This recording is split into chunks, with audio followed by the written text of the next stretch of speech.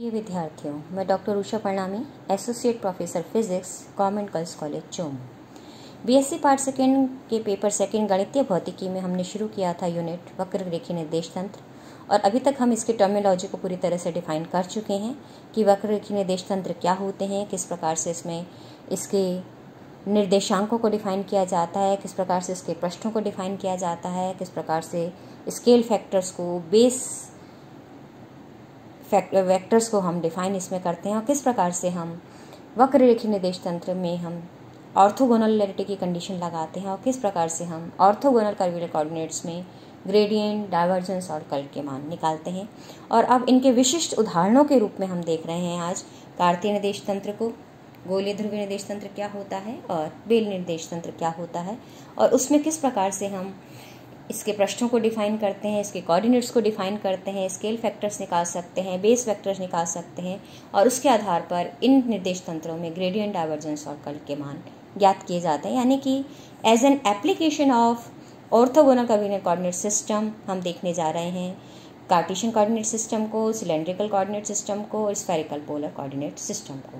तो सबसे पहले हम देख रहे हैं कार्टेशियन कोऑर्डिनेट सिस्टम। तो कार्टेशियन कोऑर्डिनेट सिस्टम के तीन कोऑर्डिनेट u1, u2, u3 अगर हम तुलना करें वक्र रेखीय निर्देशांकों से, तो u1 का मान x है, u2 का मान y है, u3 का मान z है, जिसे हम निर्देश कोऑर्डिनेट एक्सिस भी कह सकते हैं। और तीन पृष्ठ जो मुझे मिलते हैं वो हैं xy, yz और zx। तो स्पष्ट है कि पृष्ठ xy और xz के प्रतिच्छेदन से x अक्ष बनता है। यहाँ हम देख रहे हैं ये xz पृष्ठ, ये वाला, और पीछे वाला xy पृष्ठ। तो xz और xy के प्रतिच्छेदन से x अक्ष प्राप्त हो रही है। yz यानी ये वाला पृष्ठ, yz और जो yx है यानी ये वाला, इन दोनों के प्रतिच्छेदन से मुझे कौन सी अक्ष मिली है? y अक्ष मिली है। और ये जो मेरे पास है ये है yz और ये है zx, से प्रतिच्छेदन से क्या मिली है मुझे? zx प्राप्त हुई है।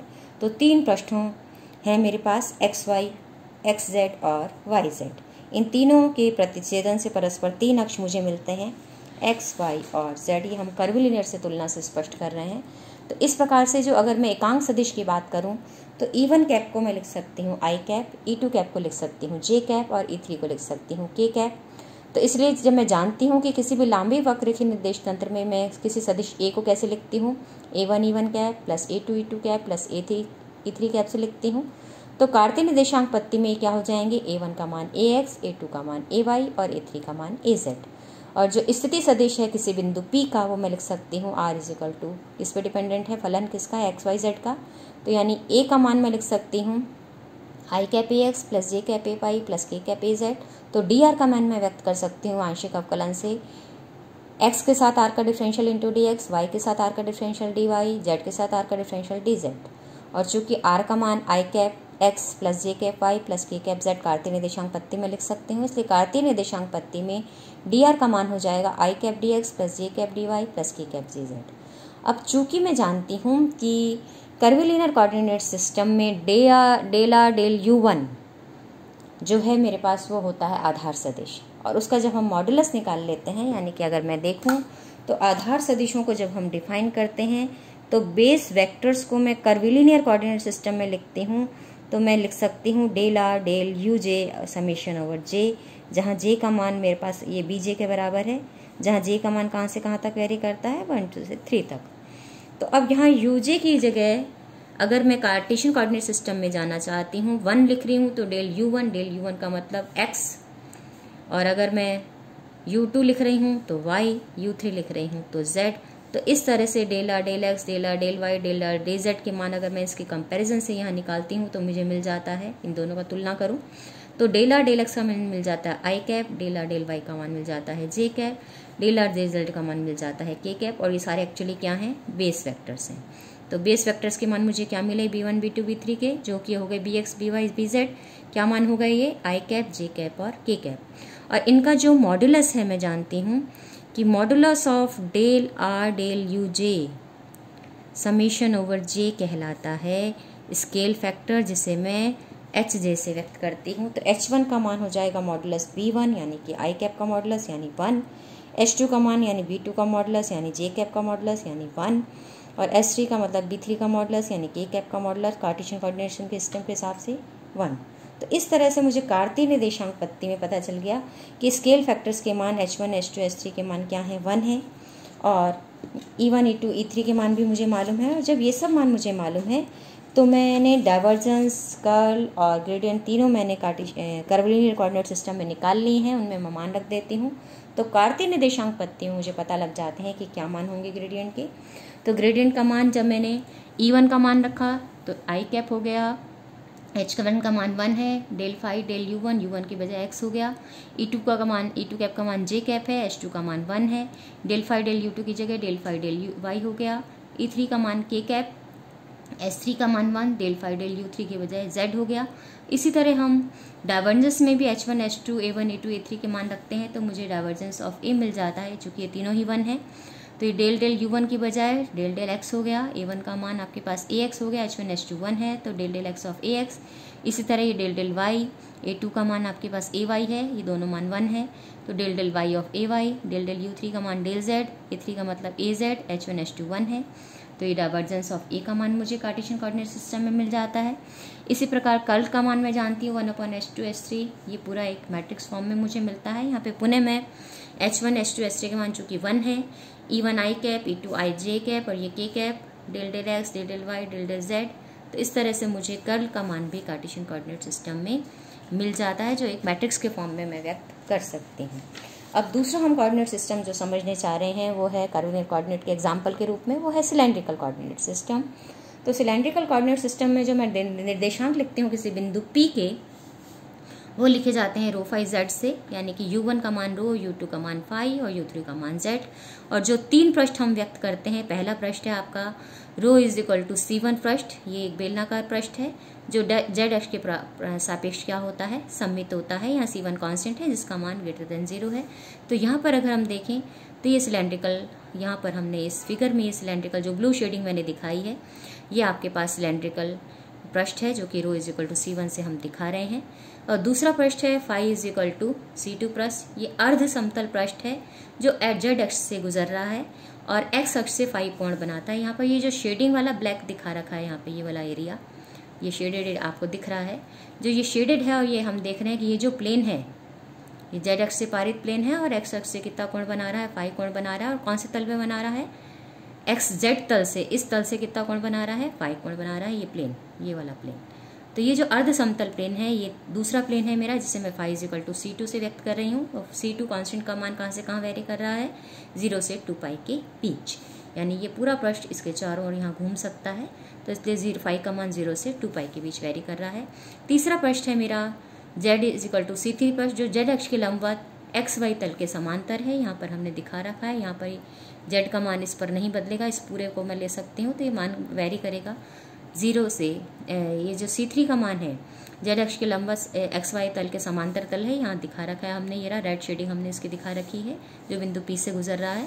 तो जहाँ C3 का मान वेरी करता है -∞ से लेकर +∞ तक। तो इस तरह से किसी बिंदु P के परित हम 3 पृष्ठों की बात कर सकते हैं, rho is equal to C1, phi is equal to C2 और Z is equal to C3 पृष्ठ की। और इसका सिंपल कार्टेशियन कोऑर्डिनेट सिस्टम में मैं रूपांतरण दिखाऊं तो बहुत सिंपल सा मैं इसे दिखा सकती हूँ। और यहाँ पे इसको एक चीज़ हम और इस फिगर में समझ लेते हैं कि 3 जो हमने दिखाए हैं इनके एकांक सदिश, ई रो की दिशा में, ई फाई की दिशा में और ई जेड की दिशा में 3 एकांक सदिश हैं, यानी E1, E2, E3 की बजाय मैं ई रो, ई फाई और ई जेड को व्यक्त करती हूँ। अब हम देखते हैं इसका कार्टेशियन कोऑर्डिनेट से रूपांतरण समीकरण कहाँ है।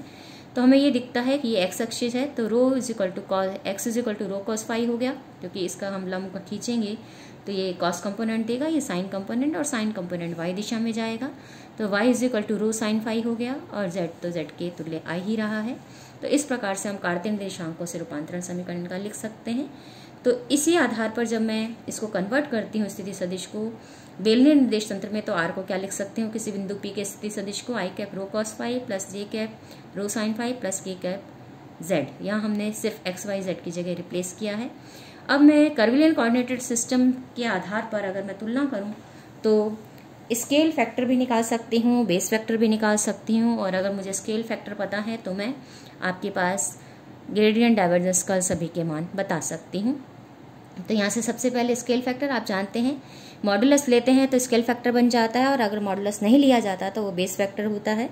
तो स्केल फैक्टर सबसे पहले H1 निकाल रहे हैं, तो डेल आर डेल U1 का मॉडुलस यानी डेल आर डेल रो, और उसका मान हो जाता है आई cap cos phi plus j cap, क्योंकि रो के साथ इसका डिफरेंशियल हमने किया, तो आई cap cos phi plus j cap sine phi. तो ये तो हो गया। अगर आप इसका मॉडुलस हटा दें तो ये बन जाएगा बेस फैक्टर। अगर आपने मॉडुलस ले लिया तो मान हो जाएगा cos square phi plus sine square phi, जो कि 1 होता है। तो बेलनी निर्देश तंत्र में H1 का मान 1 हो गया।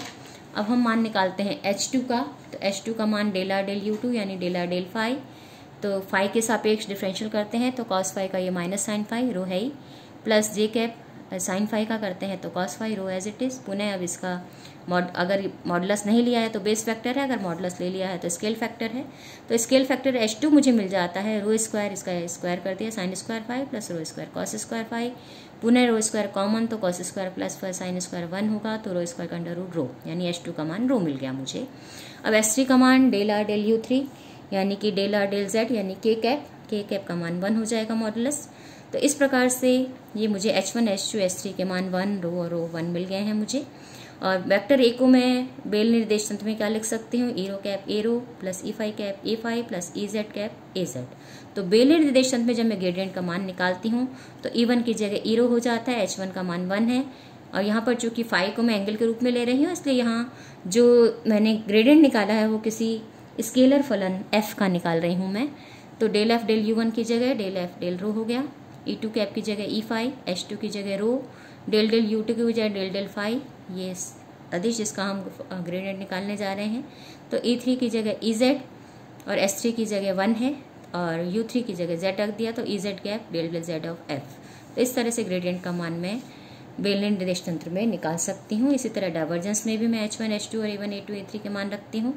तो H1 H2 H3 H1 H3 1 है, H2 का मान रो है तो ये 1 upon rho, del del U1 यानी डेल डेल रो, A1 की जगह रो, H2 H3 H2 का मान रो, H3 का मान 1, डेल डेल U2 की जगह फाई, A2 की जगह A फाई, H1 H3 दोनों 1 है, डेल डेल U3 यानी डेल डेल Z, A3 की जगह AZ, H1 की जगह 1, H2 की जगह रो। अब इन सब में मैंने स्कोप को खोल दिया और 1 अपॉन रो से गुणा कर दिया तीनों टर्म्स को। तो डाइवर्जेंस ऑफ ए मिल गया 1 upon rho del del rho rho a rho plus 1 upon rho del del phi of a phi plus del del z of a z. तो ये हो गया डाइवर्जेंस का मान बेल निर्देश तंत्र में।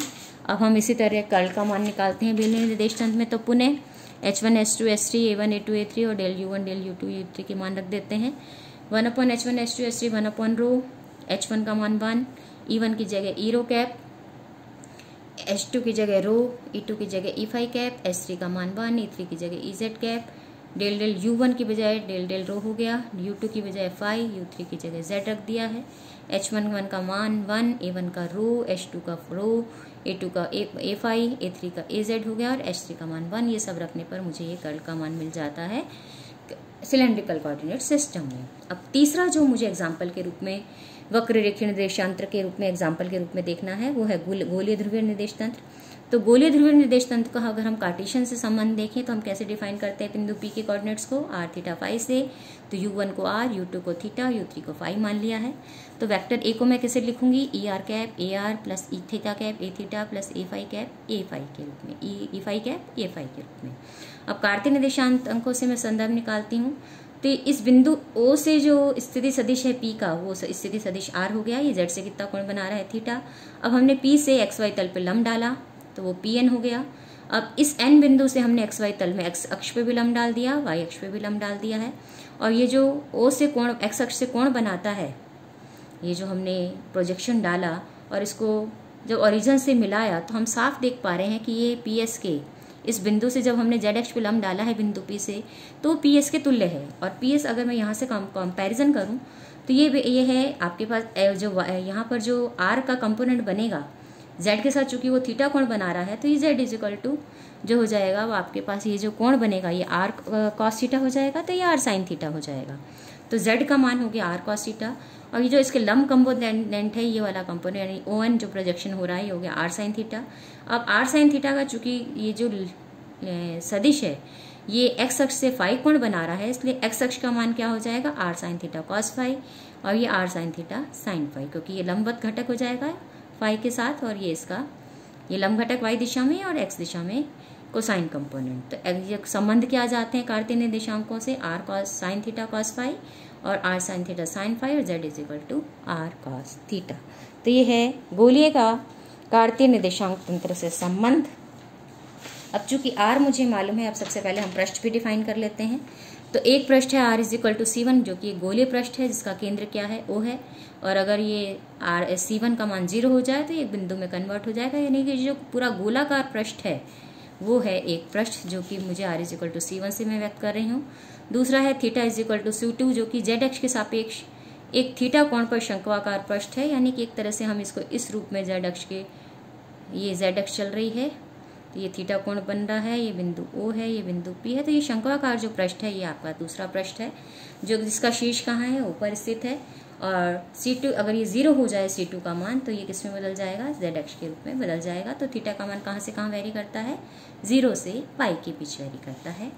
अब हम देखते हैं तीसरा पृष्ठ और phi is equal to C3 पृष्ठ, और ये वही C3 पृष्ठ, ये जेड अक्ष से पारित वही अर्ध समतल पृष्ठ है।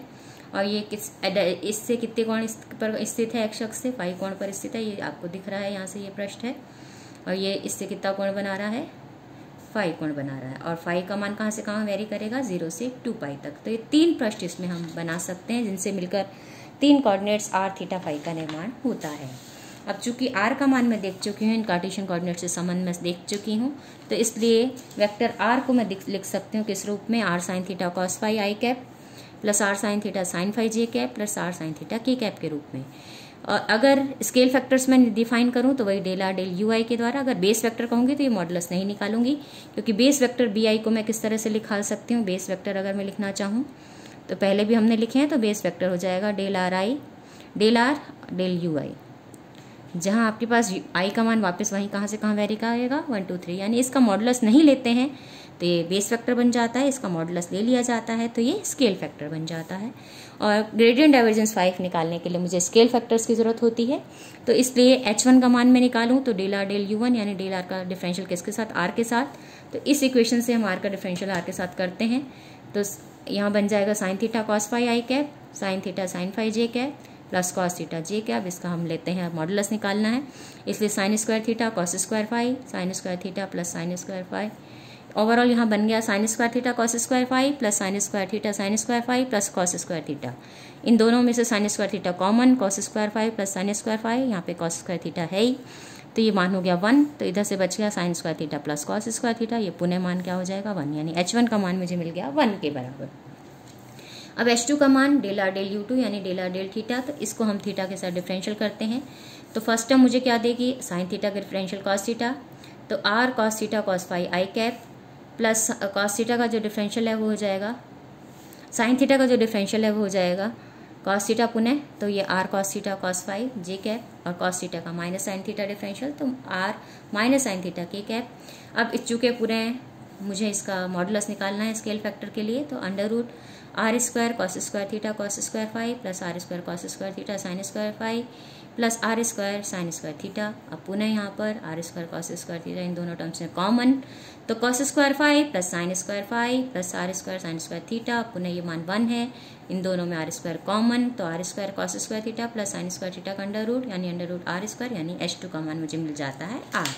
तो ये सिंपल से डिफरेंशियल और कैलकुलेशंस हैं जो आप भी कर सकते हैं। तो H3 का मान डेल आर डेल U3, तो डेल आर का डिफरेंशियल किसके साथ, फाई के साथ। तो यहाँ पर अगर हम मैं देखूँ तो मुझे मिल जाएगा, इसका डिफरेंशियल करेंगे फाई के साथ, तो r sine theta cos phi का minus sine phi i cap, बस पुनः यहाँ पर r sine theta sine phi का हम करेंगे तो ये कॉस फाई हो जाएगा, यहाँ कोई फाई की टर्म नहीं है इसलिए यहाँ से 0 आएगा। तो इन दोनों टर्म्स में हम मॉडुलस निकालते हैं, तो मुझे मिल जाता है r square sine square theta sine square phi plus r square sine square theta cos square phi, पुनः r square sine square theta common, sine square phi plus cos square phi 1 हो जाएगा। तो under roots r square sine square theta मतलब r sine theta, तो H3 का मान मिल गया मुझे आर साइन थीटा। अब इन तीनों के मान H1 H2 H3 और E1 E2 E3 के मान मुझे सबके पता हैं, तो ग्रेडियंट फाई E1 की जगह ER, H1 की जगह मैंने 1 रख दिया, डेल एफ डेल U1 की जगह डेल आर, E2 की जगह E थीटा, H2 की जगह मेरे पास R था, डेल U2 की जगह डेल थीटा, E3 की जगह E फाई, S3 की जगह R साइन थीटा, U3 की जगह डेल फाई। तो इस तरह से ग्रेडियंट फाई का मान मुझे मिल जाता है स्फेरिकल पोलर कोऑर्डिनेट सिस्टम में। इसी तरह डाइवर्जेंस के लिए हम पुनः H1 H2 A1 A2 A3 और U1 U2 U3 के मान रखते हैं। तो H1 H2 H3 का मान रखा तो ये हो जाएगा H1 का मान 1, H2 का मान R और इसका मान R साइन थीटा, तो ये R स्क्वायर साइन थीटा बन जाता है।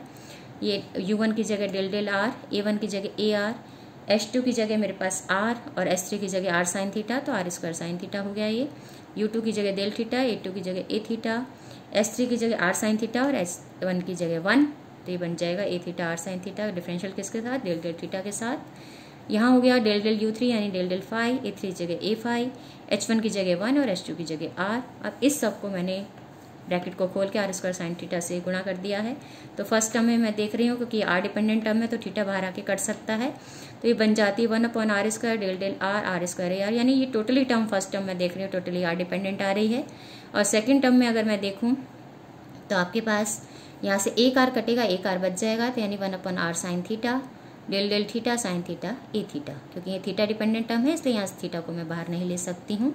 अब यहाँ पर बच जाएगा 1/r साइन थीटा, क्योंकि एक R कट जाएगा क्योंकि ये फाई से इंडिपेंडेंट है तो बाहर आके कट गया, तो 1/r sine theta del del phi of A phi. तो इस प्रकार से हमें डाइवर्जेंस के लिए टर्म मिल गई है।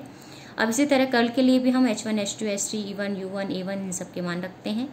तो 1/H1 H2 H3 पुनः बन जाएगा 1/r square sine theta, H1 की जगह 1, E1 की जगह ER कैप, H2 की जगह R, E2 की जगह E थीटा कैप, H3 की जगह R साइन थीटा, E3 की कैप की जगह E phi, del del U1 की बजाय del del R, del del U2 की बजाय del del theta, del del U3 की बजाय डेल डेल फाई, A1 की जगह AR, H1 की जगह 1, H2 की जगह R और A2 की जगह A थीटा, H3 की जगह R साइन थीटा और A3 की जगह A फाई।